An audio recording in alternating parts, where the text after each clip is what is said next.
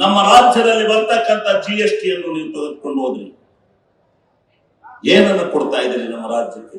ಎಲ್ಲಿಂದ ತಂದು ಮಾಡಬೇಕು ನಾವು? ನಮ್ಮ ತೆರಿಗೆಯ ಹಣವನ್ನ ನೀವು ತೆಗೆದುಕೊಂಡು ಹೋಗಿ, ಕೊನೆಯ ಪಕ್ಷ ಅರ್ಧ ಭಾಗ ತೆರಿಗೆ ಹಣವನ್ನಾದ್ರೂ ನೀವು ಈ ರಾಜ್ಯಕ್ಕೆ ಕೊಡದೆ ಹೋದ್ರೆ ಹೆಂಗ್ರಿ ಸರ್ಕಾರ ನಡೆಸ್ತಾ ಇರೋದು?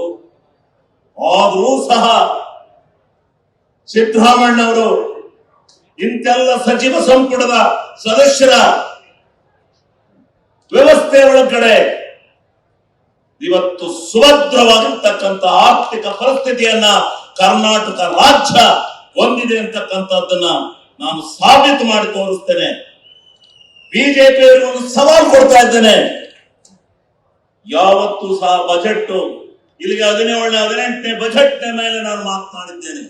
ವಿಧಾನಸಭೆಯನ್ನ ಪ್ರವೇಶ ಮಾಡಿದ ಅಂದಿನಿಂದ ಇಂದಿನವರೆಗೆ 1.5-2 ಗಂಟೆಗಳ ಕಾಲ ಸುದೀರ್ಘವಾಗಿ ಈ ರಾಜ್ಯದ ಬಜೆಟ್ಟಿನ ಬಗ್ಗೆ, ಹಣಕಾಸಿನ ಬಗ್ಗೆ ಸವಿಸ್ತಾರವಾದ ಮಾತನ್ನ ವಿರೋಧ ಪಕ್ಷದಲ್ಲಿ ಎದ್ದು ಮಾತನಾಡಿದ್ದೇನೆ.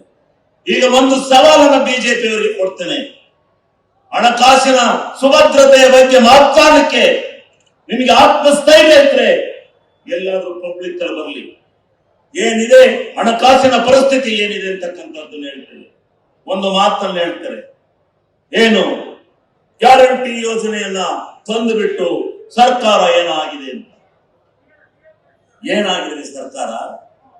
ಗ್ಯಾರಂಟಿ ನಿಮಗೆ ತಾಕತ್ತಿದ್ರೆ ಇದ್ಯಾಕೆ ಸುತ್ತಿ ಬಳಸಿ ಹೇಳ್ತೀರಾ? ಗ್ಯಾರಂಟಿ ನಿಲ್ಸಿ ಅಂತ ಹೇಳ್ರಿ, ರಾಜ್ಯದ ಜನ ಕೊಟ್ಟಿರುವಂತದ್ದನ್ನ. ನಿಮಗೆ ತಾಕತ್ತಿದೇನ್ರಿ? ಯಾಕ್ರಿ ಒಂದು ಎಲ್ಲ ತಲುವೆ ಆ ಗ್ಯಾರಂಟಿ ಹಣ ತೆರಿಗೆ ಇನ್ನೇನು ಗ್ಯಾರಂಟಿ ಕೊಡಬೇಕಾದ್ರೆ ತೆರಿಗೆ ತರದಲ್ಲೇ ಇನ್ನು ಇತ್ತರದಲ್ಲೇ ಮಾಡ್ತಾರ?